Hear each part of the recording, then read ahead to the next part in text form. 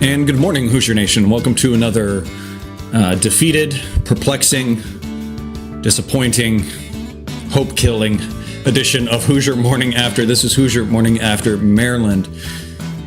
Last afternoon, I was almost say last night, felt like last night, your Indiana Hoosiers go on to lose at home, second home loss of the season to Maryland, 79-78.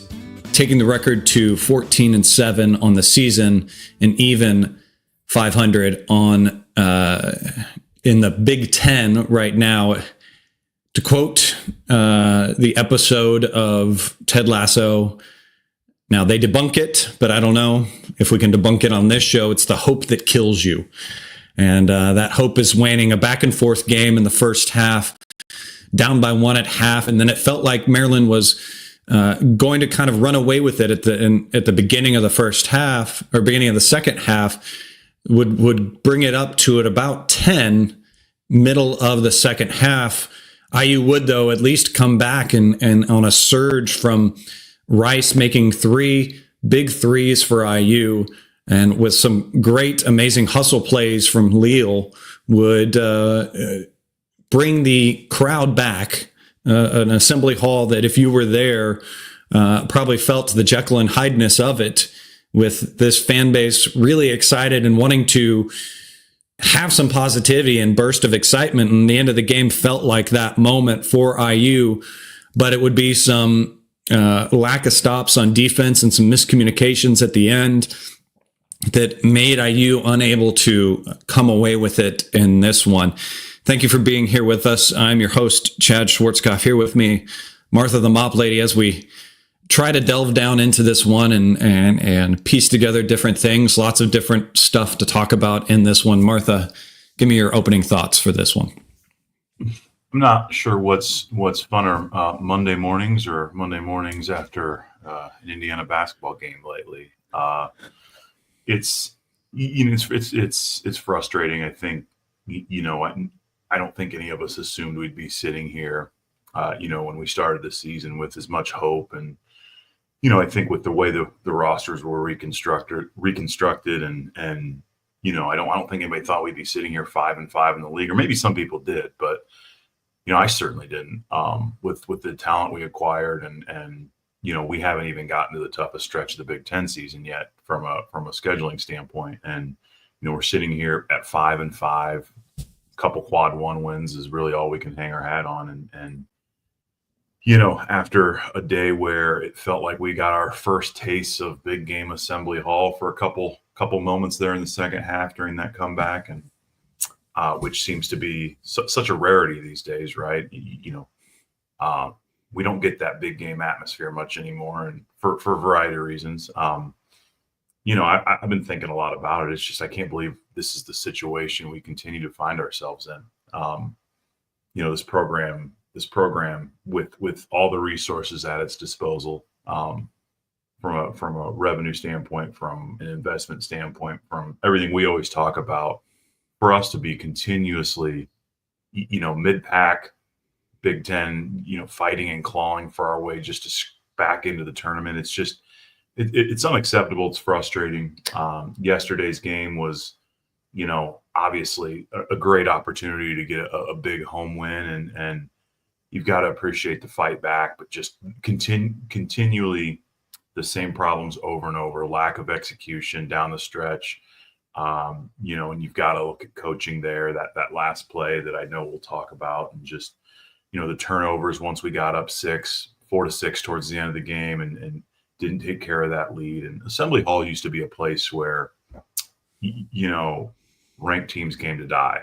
It was a place where Indiana didn't have to be willed to victory. They just came out and it was no doubt, right? And I can't remember the last time that we've seen an Indiana basketball team in Assembly Hall just play a no-doubter game.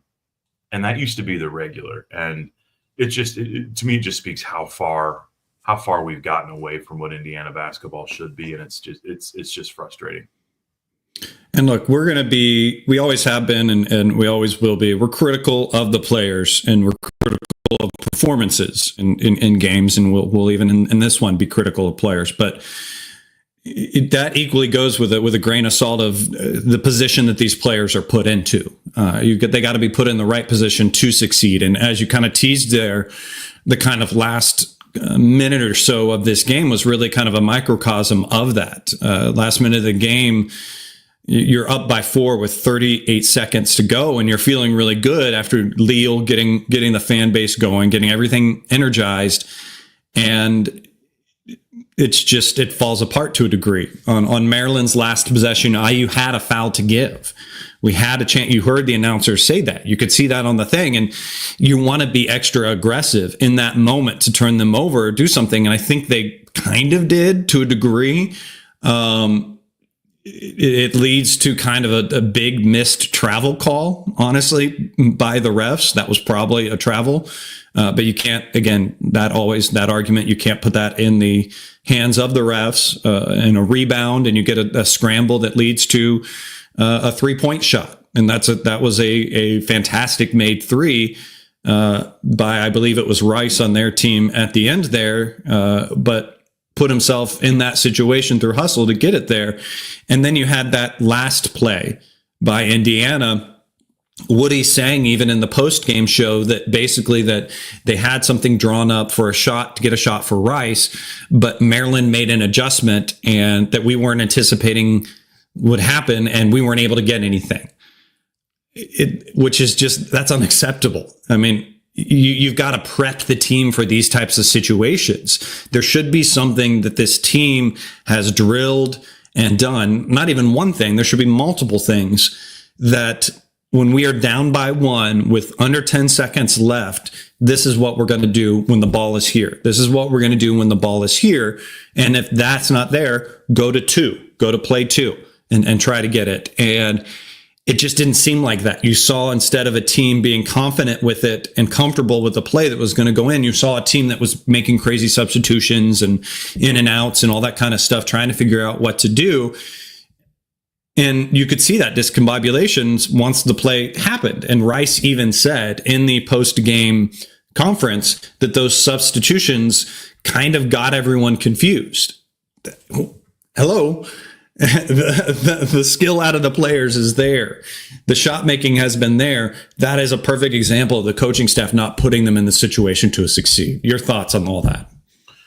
Yeah, and you hit the spot on. These players have to be put in a position to succeed for all they do wrong. And right there is, and we're going to talk about specific guys, but there's a lot of play that's been challenging this year, and specifically yesterday. But that the execution down the stretch, whether it was not fouling up to, and Woody mentioned that they talked about that in the timeout. Well, did you talk about it, or did you demand your team does it? Because that's two different things, right?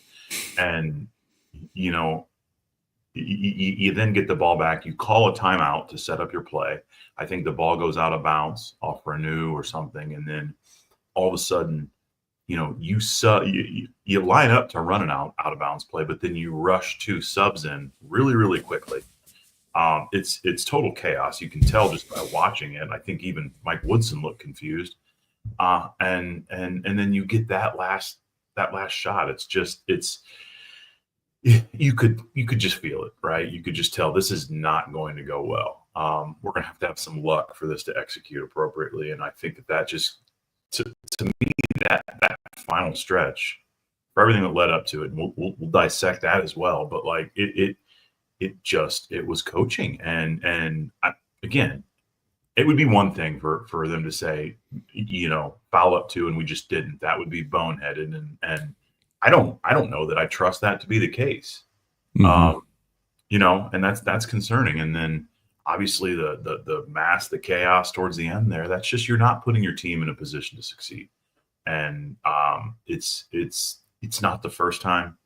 It's kind of a theme, and when critical moments happen, and it's incredibly frustrating. And yesterday was a game that Indiana should have won, needed to win, and now we're sitting here talking about another big loss, and it just makes you want to bang your head off your desk, and yeah, just frustrating, man. Yeah, and it's one thing when it's a situation that happens just out of the blue. one bad coaching decision, one bad situation that happened in this play, and this one got away with us. Tip the cap. We made a mistake. Mistakes happen. We'll learn and move on. But it's the patterns. It's the patterns now that you're starting to see. It's the ceiling that's being reached, and I don't even mean by this team, by the players and stuff, because their ceiling's a lot bigger than I think this coaching staff can deliver for them. I think we have.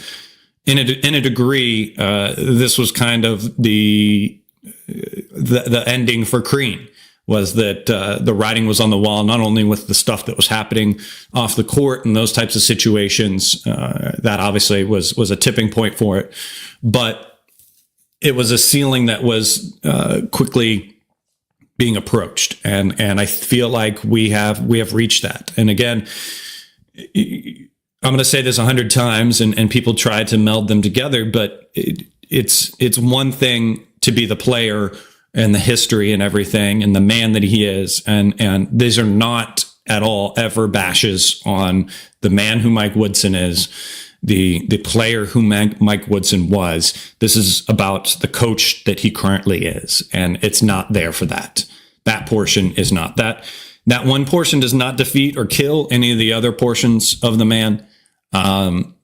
But we've got to be aware and be able to move on from that. Anyways, those are longer conversations and more depressing conversations to be had as we move on down along this season, and maybe something that we'll talk about at the end as well. But I think overall, offensively, I will say in this game, there were great moments. And I think there were times where things were trading off and looked good. It's just, again, that consistency for 40 minutes. The other side of the ball, however, is where IU still lacks. There's still that major mess in the games, horrendous communication that happens. There appears to be kind of no solid game plan, like we were saying about even this last play, where are we switching on plays? Are we fighting through screens?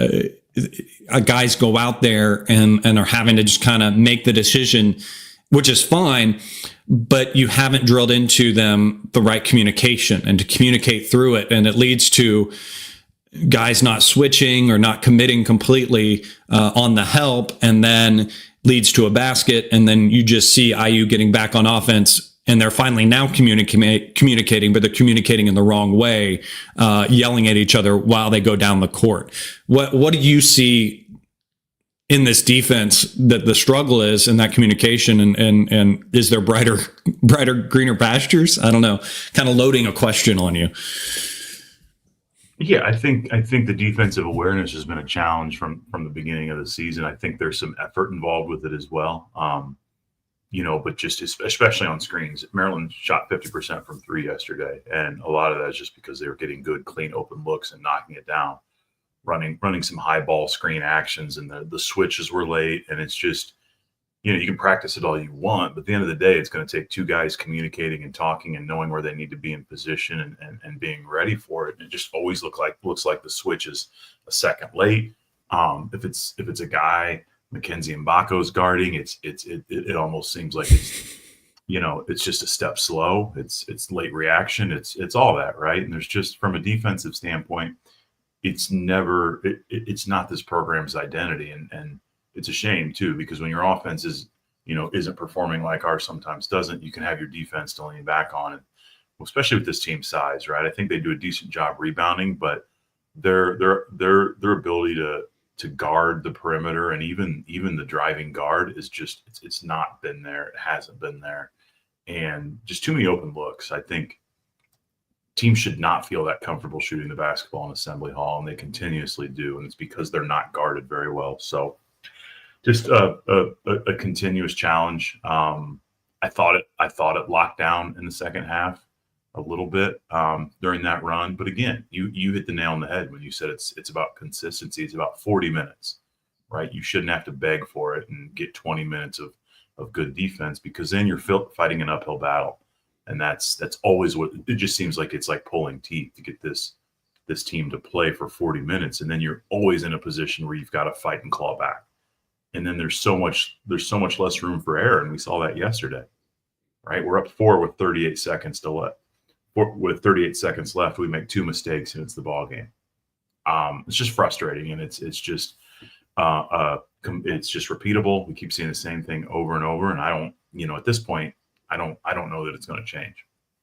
Yeah. Yeah. Well, a little bit of a palate cleanser. Let's go to a little bit of positive things here to feel a little bit better. Leal, fantastic game again, continues to be one of the two bright spots, at least consistency wise. One of the few consistent things on this team. Gets the nod with Malik coming back. We're kind of unaware what the starting lineup would be. We kind of knew Malik would be in it, but who was going to go off in his stead? And Leal gets the nod to stay in the starting lineup, so that's big for him.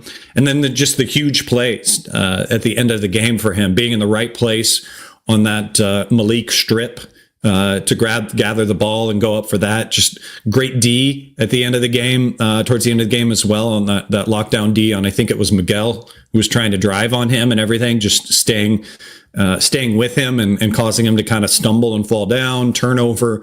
He goes on the run out layup and gets an and one situation. So fantastic play from him. And you can also hear it when you get the telecast with a brand new color guy kind of talking about the praises of the non-stat sheet plays and everything of a player on the team. So a bright spot, and great to see him at least on the stat sheet as well. 6 points, 2 for 3 shooting, made both of his free throws. That was kind of a down thing when he did get to the line in the last game. 5 rebounds, 2 assists, 1 block even in this game as well, just sticking with some things. Your thoughts on Leal's game overall? Yeah, honestly, he should be the story of the game. Those 2 big buckets, late down the stretch, right? The and one opportunity, and that should be what we're talking about today, right? If we close this game appropriately, it's Leal's big game and big baskets down the stretch, right? And you look at the guard play in the first half compared to the second half, it goes back to what we were just talking about, right?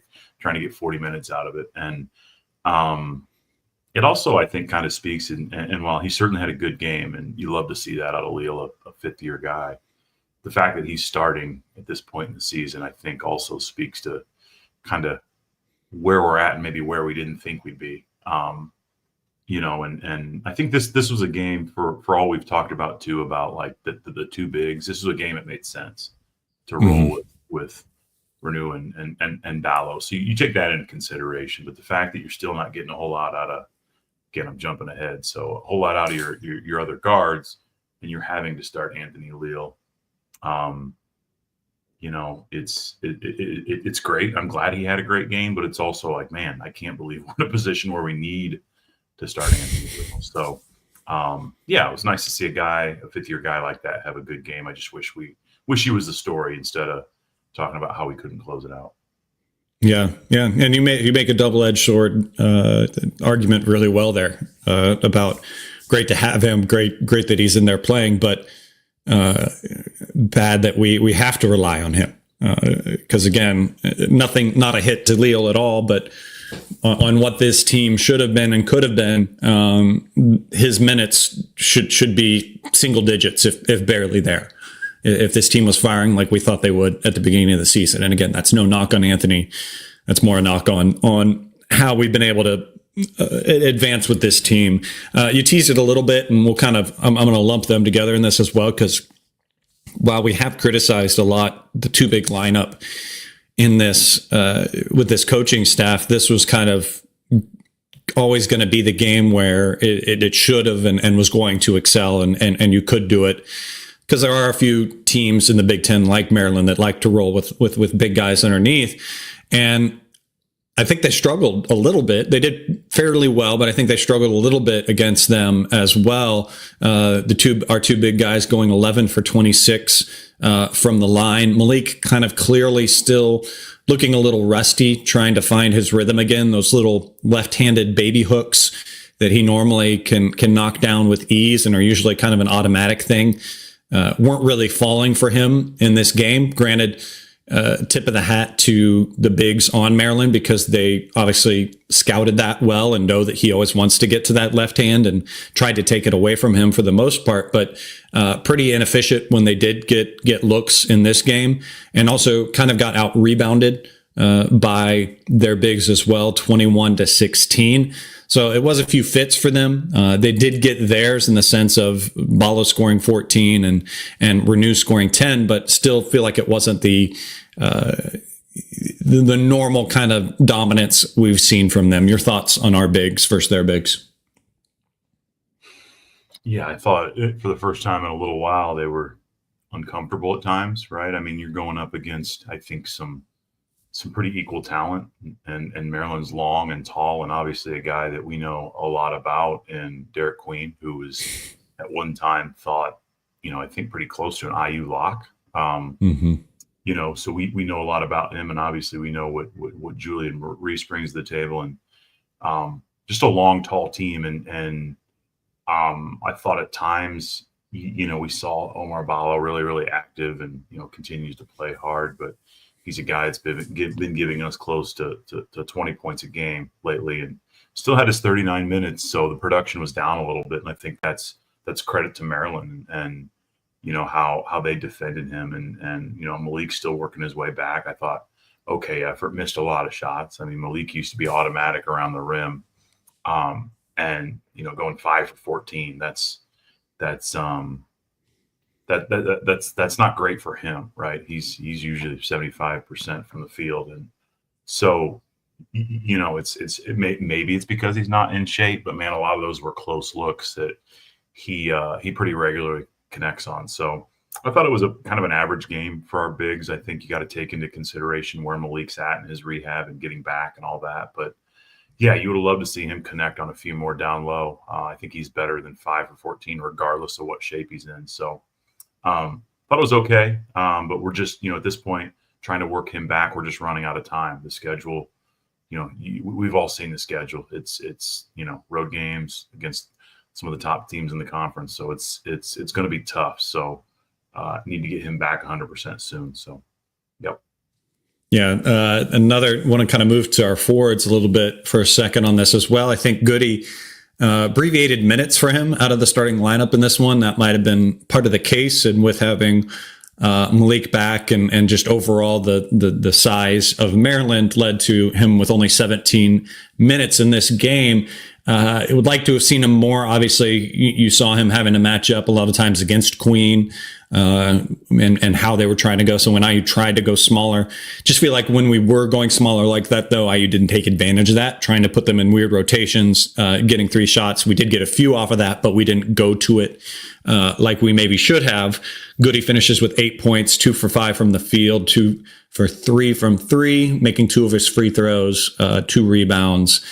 Did have 4 fouls, so he was pretty aggressive in this. Obviously, some of that with his size mismatch that he had to deal with in this game, and just continues to kind of be that leader of this team and everything, and kind of really the heart along with Leal of this team. I don't know if you want to read into it's making its rounds on social media, how much you want to read into him having to U-turn 2 coaches to go shake hands at the end of the game that weren't focused, but Goody just kind of a real leader of this team going down the stretch, and would love to see more minutes out of him. Again, may have just been a situation of the team and the matchups in this game. Your thoughts on Goody? Yeah, I was just thinking about the getting the coaches to turn back around comment. Yeah, 17 minutes seems a little light for a guy who I feel like is not only a threat from 3-point land, 2 for 3 yesterday, but also our leader on the court, on the floor, I think by all accounts, right? I've seen him pointing and instructing and coaching on the floor, and I think this team needs that. I understand that it's kind of a challenging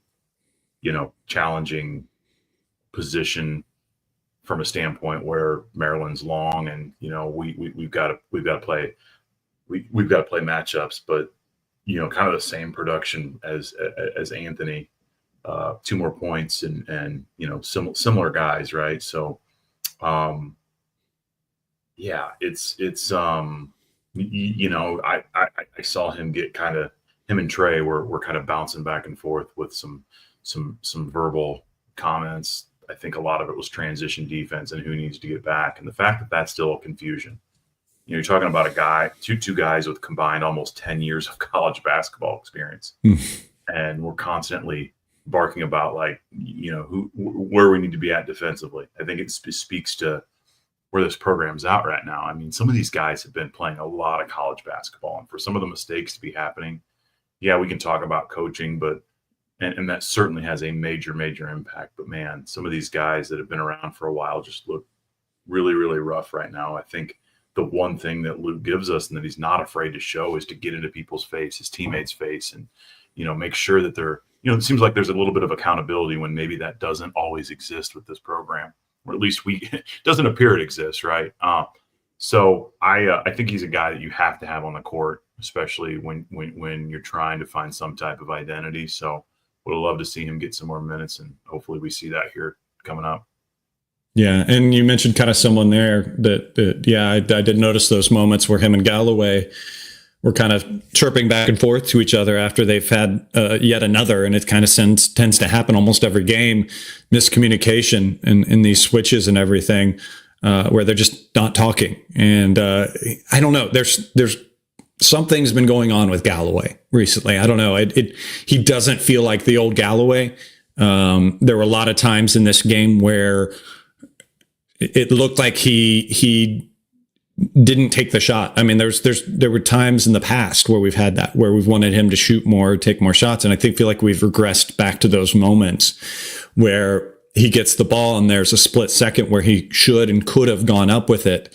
And he doesn't. He just kind of freezes for a second when he gets the ball. And I want to see him go up with it at least once or twice and then make the other team honest. And then on that next time, because his player is still recovering, give a little shot fake and then try a drive or whatever. But it looks like he's just kind of grabbing the ball and looking to try to instead figure out what needs to happen next and everything. And hopefully the coaching staff can see that and he can see that in film and he can get back to his aggressive self. But there's a player that soaks up 31 minutes, just finishes with 6 points, 3 for 5 from the field, 0 for 2 on 3, and missed his one free throw that he had. Did have 5 assists in this, so obviously that's a game where he's looking to set up more than he's looking for himself. What are your thoughts on Trey Galloway, where we kind of stand with him in maybe this game? Yeah, man, he's a tough one for me because I just, like Anthony Leal, just a couple guys that have given, they've stuck. They recruited by Archie Miller. They've stuck through some things, right? And I'm sure there were some incentives to return, but just they've been through some things with this program, so they're easy guys to root for. They're in-state guys, and I think Trey. I think about the Trey 2 years ago, the spark plug that he was, and I think about the North Carolina game, and to see him struggle this year like he is, a guy that's been playing his 5th or 6th year of college basketball, just the untimely turnovers, the really boneheaded turnovers, and he's kind of gone from fan favorite to just sounds like the students are really getting on him from what I can hear and read, and it's a tough scene, right? And in the countless amount of tough scenes, it's one of many, but just to see a guy like that's gone from, easily could have called it a career and chose to come back, right, and chose to play another season with, I think, the hopes to get this team to play some meaningful basketball in March. And here it is looking like that I don't want to call it a hump, but that hill is looking larger and larger as we get towards the end of the season. And so it's tough. I mean, a guy that you just want to root for and hope that does well, and he's just really, really struggling. He's making you can't not criticize, though, because I talk a lot about what other guys are struggling with, and he certainly is struggling big time. And it's costing the team. It's costing. You look at some of those turnovers yesterday, that could be the difference in the game. But yeah, just hope that he can find something to hang his hat on here down the stretch of his career. It's going to be so interesting, and I look forward to a possible future where we're doing these shows and we're using the H word as a joke when we're having good games and stuff like that. But it's interesting how the word hump has become almost a curse word in Hoosier Nation, and almost like saying Voldemort in Harry Potter world. It's the H word, the word that shan't be said. But that's where we've come. A few other guys, at least offensively, I think had positive games in this. Miles Rice had some great moments at the end of the game, especially hitting down those big threes at the end of the second half, really kind of propelled Indiana to make this a game and come back. Without those, obviously, we wouldn't be where we are. And again, another player that I feel that we haven't talked about that has finally woken up as well as McKenzie.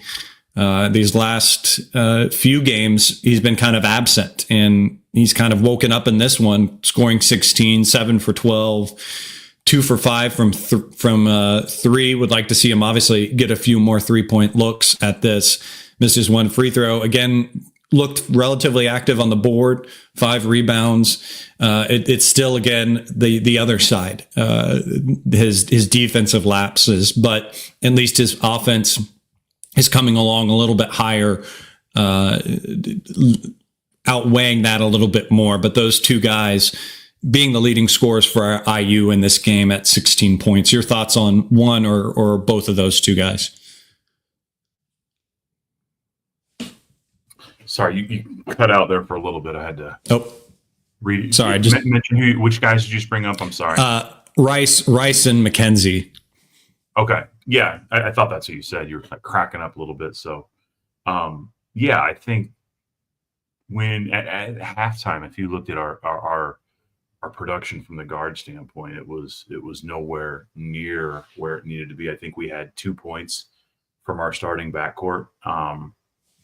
And you look at kind of the way the first half went, and I think we were only down 1 at halftime, if I recall correctly. So yes, you felt good if those guys got it going in the second half that Indiana would be in a good position to win, and they did. Miles Rice had a much better second half.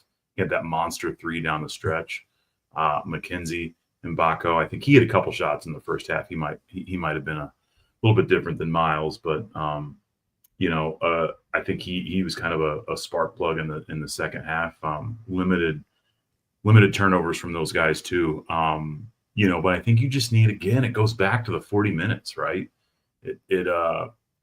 Just especially at home, right? You expect a solid 40 minutes. Miles Rice has been so inconsistent this season. There's been glimpses of just the guy we knew we were getting, and it's there, right? It's a consistency thing, and it's got to be willed out of them. And again, it goes back somewhat to that lack of identity as well, right? I'm not sure sometimes of, what we're trying to be. And so I thought it was an okay effort. I thought, especially, down in the second half, I really thought it would, Miles Rice, and looking at that 3 he made and was hopeful there at the end he'd get that last second shot off and something designed for him, but we saw how that went. So again, kind of a tale of two halves for our perimeter guys, but you saw those glimpses, just hoping that we can put 40 minutes together at some point. Yep. And looking ahead at some stats in this game, some positive ones obviously to look at is overall, it's really a stat sheet that you like to see, but that just kind of tells the offensive side, doesn't really tell the defensive story of this game and how things ended out. But at least 7 turnovers is pretty good comparatively. Obviously, IU trying to keep it down into single digits for the most part, and even shooting percentages, especially when you look at the second half. IU in the second half was 51% from the field, and then even 50% from 3. Thanks, obviously, in a good deal with Rice. Obviously, that's on low volume, though. IU was 4 for 8 in that half. Finished on the 3-point line at 7 and 17, 41%. So a good percentage, lower number of attempts. Obviously, would like to see that up near closer to and over 20 in this game. Plus and minuses obviously look pretty evened out because the game was back and forth as well. 10 turnovers by the opponents. 17 second chance points there. We kind of talked a little bit about the layup, the rebounding disparity between their bigs. Any stats that you see, Martha, that are worth talking about? I think going into the game, you knew it was going to come down to kind of points in the paint versus the ability to defend the 3-point shot. And while we won the points in the paint battle by 10 points, we lost the 3-point battle 7-12, right? And that's the difference, right? If you do the math, it's, it is the difference. We struggled a little bit from the free throw line as well. 60%. We've been shooting the ball better from the free throw line, but to me, it just came down to the ability to defend the 3-point line. And we've talked about that at length, but allowing your opponent to come in and shoot 50% from 3 and knock down 12 in your home arena, that's unacceptable, and it's going to a lot of times lead to a loss. So, but outside of that, like you said, you look at the stats, you look at the box, and it's like you feel really good about the stats, but then you see that 3-point line percentage and the amount that Maryland made, and it's like, man, that is the real difference, and something this team has really struggled to defend all year. Yeah, and you look at overall, not always another good thing. One of IU's higher in games, at least points per possession. IU was a 1.238 points per possession, and it shows how relatively even it was there and how the rebounds factored in, because Maryland finished with 1.234 points per possession. So those extra possessions or so obviously being a deciding factor in this one. And it's kind of weird. We'd be talking in circles if we keep going on about this game. But Martha, I guess any other storylines in this one that you want to approach? No, I mean, not anything that hasn't been talked about at length by the entire fan base and the IU media. It at a certain point, it's how long. What does this look like? How does this end? And while you don't want to look too far, there's still season left, right? I mean, the challenging part is when you start to look at the schedule, at Purdue, at Wisconsin, at home against Michigan, at Michigan State. While I'm not going to say we don't have a chance in those games, it's, I don't know that we'll be favored in any of them. And you've seen how we play on the road and how we face adversity on the road. 3 of those games are at top teams in the conference and on the road. And so from a hope standpoint, and we know we love us some hope, it's I think we're hanging on by less than a thread. The season wasn't supposed to look like this. And I think we can all agree on that. And we went through it last year. We were kind of promised different. A lot of us were skeptical, and it turns out for maybe good reason. It's just, it should not be this hard, man. And that's what I keep going back to. This is Indiana basketball. This isn't, we're not trying to build up Indiana football here. That was the impossible, and that got done. And this, again, it should run itself. I've said that. I always say that. You put the right people in the right seats on the bus, this thing should run itself. And, we don't set the expectations. The athletic department has been very, very clear about what their expectations of this program are. And they've been set by the long tradition of excellence within this program. And we just haven't seen it really for the last decade. And I was going to pull up how many times we've missed the tournament in the last 15 years, but I was almost afraid to.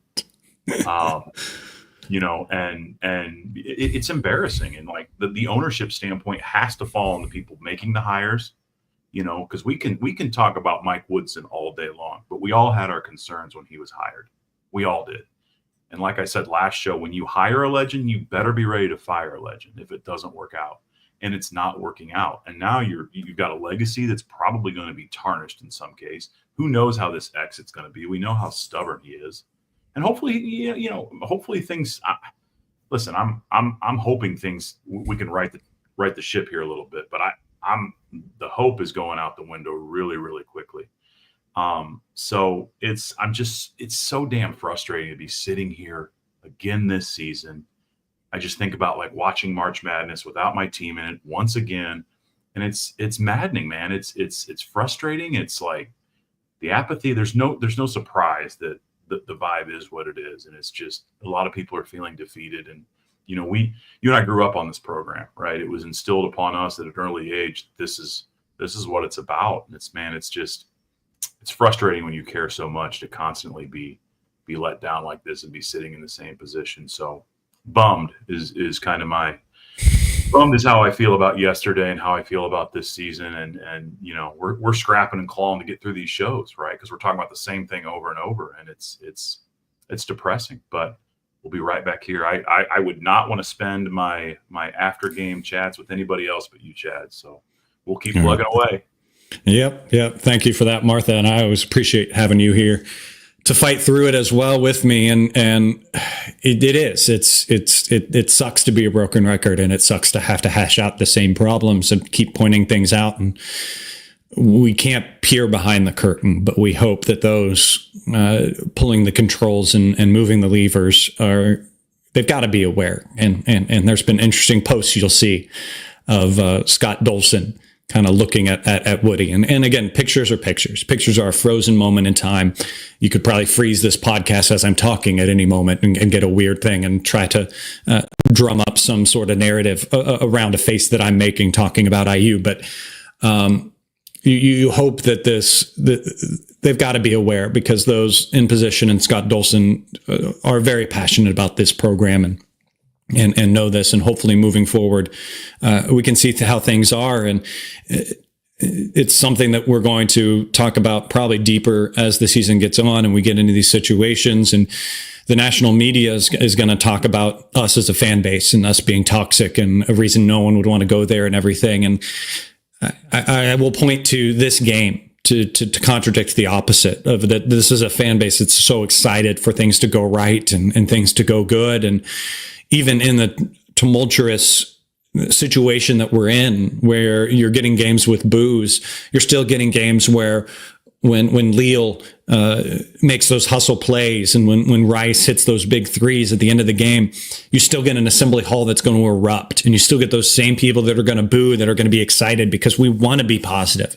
And we're going to flip on a switch like that when things are excited, and we're seeing things the way they should be, and the effort the way it should be, and the togetherness and the fight that we want to see. But we want to see that the whole entire game. We want to see that for a complete game.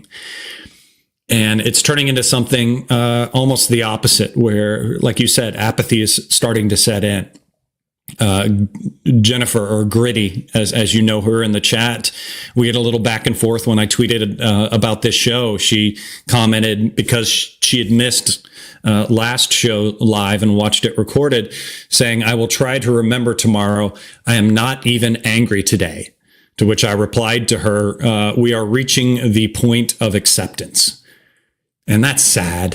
That's sad that we've reached that point of acceptance in this season. We've reached kind of that area. And I agree wholeheartedly with Gritty and in that comment that she said, that after the end of the game, I was numb to a degree, because while my hopes were up at one point, they got quickly dashed, and that sting isn't there as bad anymore, because it's almost an acceptance of this is where we are and this is what this team is.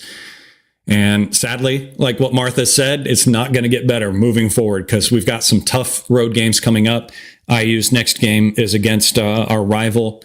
They are a team that is firing on all cylinders, a team that is well coached right now, that is moving the ball, and they're going to see the game tape. They're going to see the great switches that I'm calling it right now. Lawyer's going to get onto McKenzie for open threes, the miscommunications they're going to take advantage of, and everything on IU. So we're going to learn a lot, and it's going to be a very painful game coming up this Friday, and a great chance to maybe inject a little bit of excitement going down the way, if we can at least see that we fight through that game.